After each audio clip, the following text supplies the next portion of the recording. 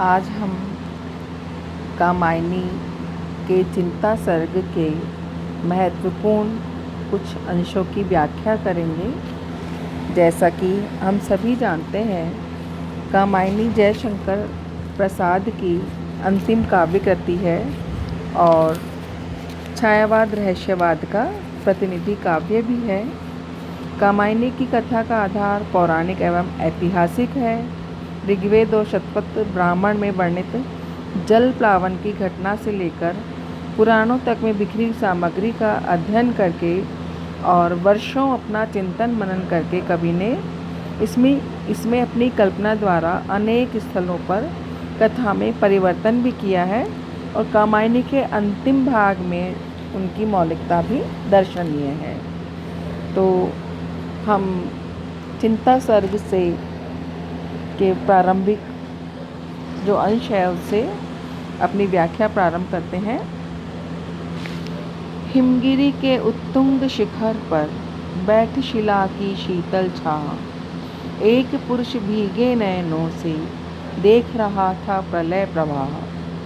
नीचे जल था, ऊपर हिम था, एक तरल था एक सघन, एक तत्व की ही प्रधानता, कहो उसे जड़िया चेतन।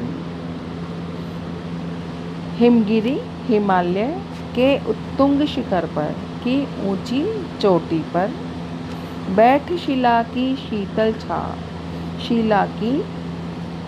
शीतल छाह में बैठा हुआ एक पुरुष भीगे नयनों से देख रहा था प्रलय प्रवाह। एक पुरुष कौन? देव जाति का मनु। सजल नेत्रों से आंसू से भरे हुए नेत्रों से प्रलय अथवा जल प्लावन का प्रवाह देख रहा था। जल प्रलय के कारण उस समय मनु को सर्वत्र जल ही जल दृष्टिगोचर हो रहा था।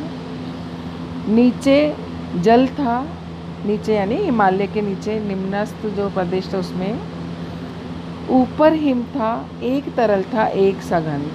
कि नीचे तो जल जो है प्रलय सागर बह रहा था और ऊपर हिमालय की चोटियों पर हिम जमा था, बर्फ जमा हुआ था। इनमें से एक अर्थात जो जल था वो प्रवाहमान था, चंचल था, गतिशील स्थिति में था, और दूसरा अर्थात हिम बर्फ सघन या घनीभूत रूप में उसके सामने था। किंतु दोनों ही यानी कि जड़, दोनों जो बर्फ है या वो पानी है, दोनों ही एक ही चीज़ के दो रूप थे।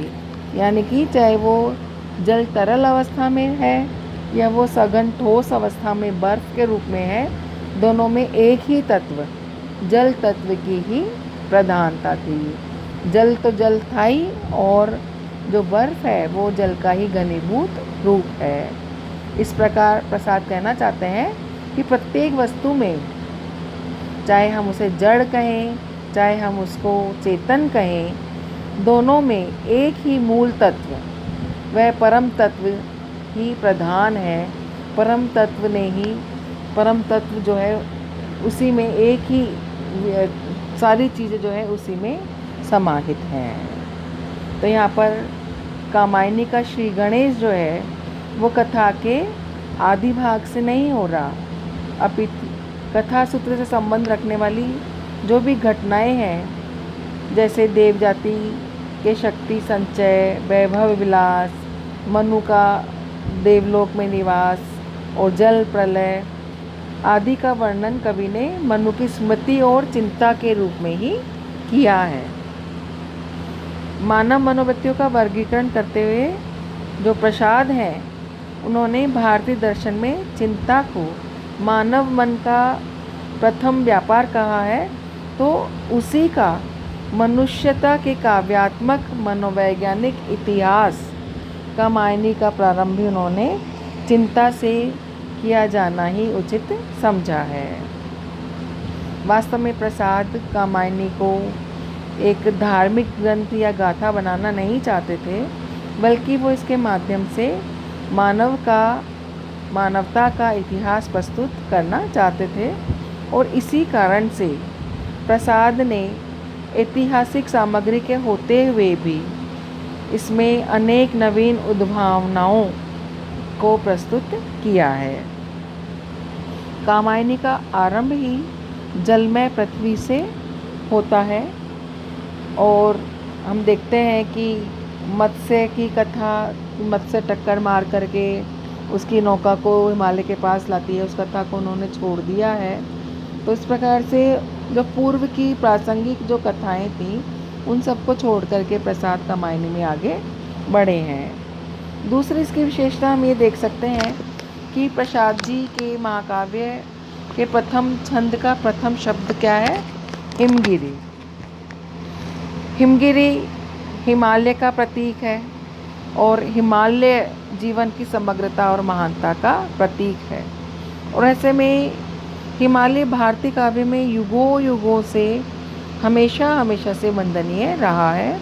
यहाँ तक कि कवि कुलगुरु कालिदास ने अपने कुमार संभवम का आरंभ भी हिमालय वर्णन से ही किया है।